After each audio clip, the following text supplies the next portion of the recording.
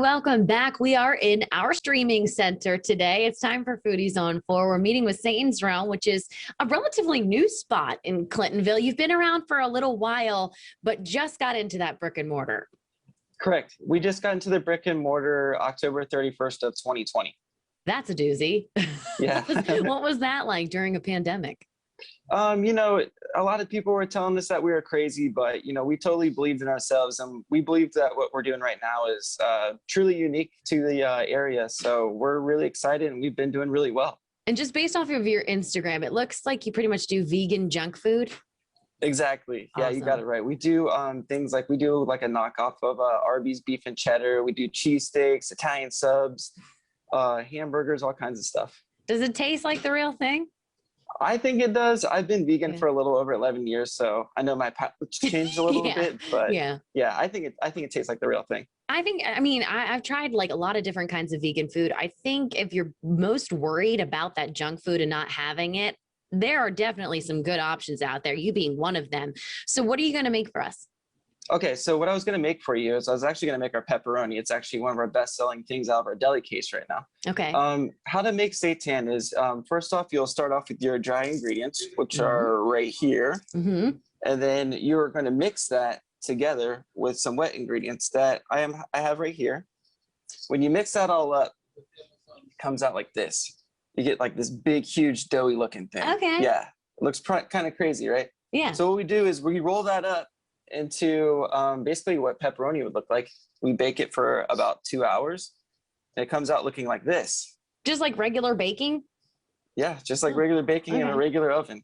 And then what we do after that is we actually slice it with a deli slicer that normal delis that would sell meat use. And then you come out with something like this. And it looks pepperonis. That looks like real the real pepperoni. thing. What are Absolutely. some of the dry ingredients? I'm just curious. Was that like vegan flour and stuff? Or? Okay, so what it is it's vital wheat gluten. That's what we use the basis of all of our seitan with, is vital wheat gluten. And that's where you get a lot of your protein at as well. Okay. All right. So is it healthy? Because I've heard some people say things aren't necessarily healthy when it's still like the vegan junk food, but it is plant-based. Yeah, absolutely. Yeah. So it is vegan. It's still healthier than eating the real thing. So I wouldn't say we're the healthiest in town, but we're definitely a good option, I would say. Still one of the tastier ones if you got one of the tastier ones. Yeah. If you got a palate for junk food. Yes, and what are some of the other favorite things that you make?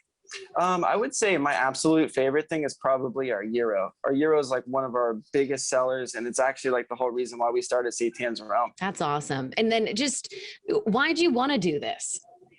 When I first started being a vegan, it was about 11 years ago. It was like way before you had all like the really great fake meats that you can find in the supermarket now. So like we were really looking for the things that we loved to eat when we weren't vegan. So we kind of started diving down the rabbit hole. I started, making gyros, and the gyros were really great. I gave them to my family and friends, and they really loved it. And it kind of just started from there. Have you managed to change some of your family, like turn them to vegan? Yeah, I think my biggest supporters were my parents, and like they've actually all really came around. I wouldn't say they're all 100% vegan, but they do things like they do the almond milk now. And they try to eat vegan as much as they possibly can. Do you have any words of advice for people who are becoming vegan, or even just insight as to why you chose to go that route? Yeah, sure. I mean, there's definitely a lot of different reasons why to become vegan. Everybody has their own reasons. I did it for animals. I also did it for the environment, and it's also really good for your health. So it's really 3 really great reasons to go vegan. And then honestly too, a lot of people do struggle with being vegan. I mean, it's cool just to even do it one day a week. You don't have to do it every single day, like even one day helps. I've heard people say that you don't have to be vegan. If there's one thing that you really can't get rid of, then just do everything else and don't get rid of that, like cheese. Yeah, exactly. Like anywhere that you can start is a good start. All Absolutely. Right. How do we find you if we want to get some food? Okay, so we're at 3496 North High Street over in Clintonville. Awesome. Well, thank you so much for your time today. I appreciate it. All right. Thanks so much, Hattie.